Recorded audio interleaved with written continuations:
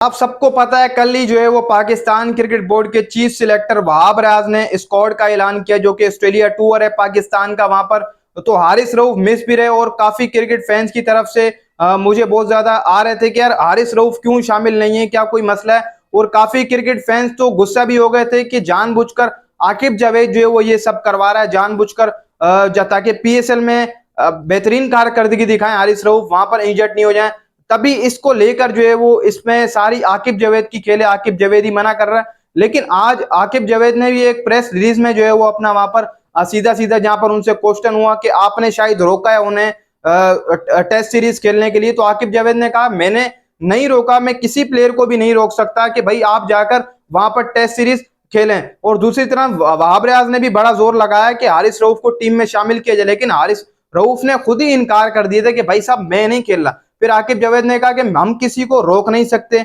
और दूसरी बात ये कि जब तक लाहौर कलंदर में जो लड़का खेलता है अगर वो पीसीबी के अंडर जाता है तो पीसीबी खुद फैसले रहता है। और दूसरी बात उन्होंने ये की कि 1-1.5 साल से वो टेस्ट नहीं खेला हारिस रऊफ, आपने उन्हें उसे ज्यादा मौका ही नहीं दिया। दूसरी बात ये, जब वो टेस्ट खेला था इंग्लैंड के खिलाफ तो वहां पर वो इंजर्ड हो गया था, 4 दिन से पहले ही भाई साहब वो इंजर्ड हो गया। तो वो उसको आप किस तरीके से किस लेवल पर लेके जा रहे हैं कि आप उसको टेस्ट खिलाएं, ऑस्ट्रेलिया लेकर जाएं वहां पर। और सारी बात फिर हारिस के ऊपर आएगी। अगर हारिस इंजर्ड हो जाता है फिर भी बहुत ज्यादा परेशानी है। देखो एक उनकी ये बात काफी बेहतर है कि यार उसने 1-1.5 साल से जो है वो टेस्ट क्रिकेट नहीं खेला था तो वहां इंजर्ड हो गया था। फिर आप उसे डायरेक्ट लेकर जा रहे हैं दौरा ऑस्ट्रेलिया पर, वहां पर उसे खतरा हो सकता है। लेकिन वो कह रहे हैं कि मैंने किसी को नहीं रोका। और दूसरी तरफ अगर हम देखें तो हारिस रऊफ की जो कारकर्दगी है वो वर्ल्ड कप के अंदर वैसे भी बेहतर नहीं रही। उनको अगर वापसी करना है तो एक ही तरीका है उनका वापसी करने का, वो रहेगा पीएसएल। क्योंकि पीएसएल में अगर वो बेहतरीन कारकर्दगी दिखा देते हैं तो दोबारा से उनका अच्छा खासा कमबैक हो जाएगा।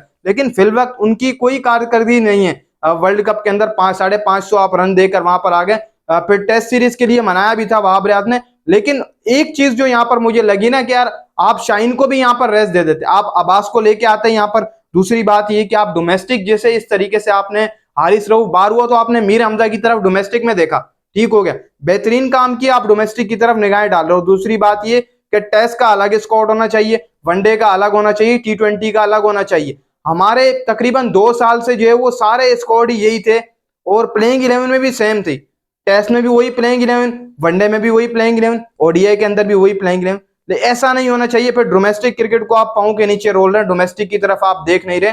आप डोमेस्टिक की तरफ को देखें जिन्होंने लड़कों डोमेस्टिक के अंदर परफॉर्म करा। अगर आप इन्हीं को खिलाते रहेंगे बार बार टेस्ट सीरीज में फिर डोमेस्टिक बंद कर दो भाई, डोमेस्टिक बंद करो, फिर इन्हीं को खिलाते रहो। जो लड़के डोमेस्टिक में परफॉर्म कर रहे हैं उनकी कारकर्दगी देखकर आप उन्हें सिलेक्ट करें, आप उन्हें दौरा ऑस्ट्रेलिया पर लेके जाएं। और दूसरी बात ये कि पहले जब हम कभी दौरा ऑस्ट्रेलिया जब भी गए हम वहां पर उनसे टेस्ट सीरीज नहीं जीत सके, तो अब भी नहीं जीतेंगे तो कोई फर्क नहीं पड़ेगा, क्योंकि कैप्टन जो है वो शान मसूद है, उसके ऊपर काफी ज्यादा प्रेशर पड़ेगा। इसलिए आप डोमेस्टिक की तरफ जाते यंग जो है वो लड़के लेकर आए जो रुल रहे हैं डोमेस्टिक के अंदर। तो दोस्तों उम्मीद है आपको वीडियो अच्छी लगी कि वीडियो को लाइक कर लें।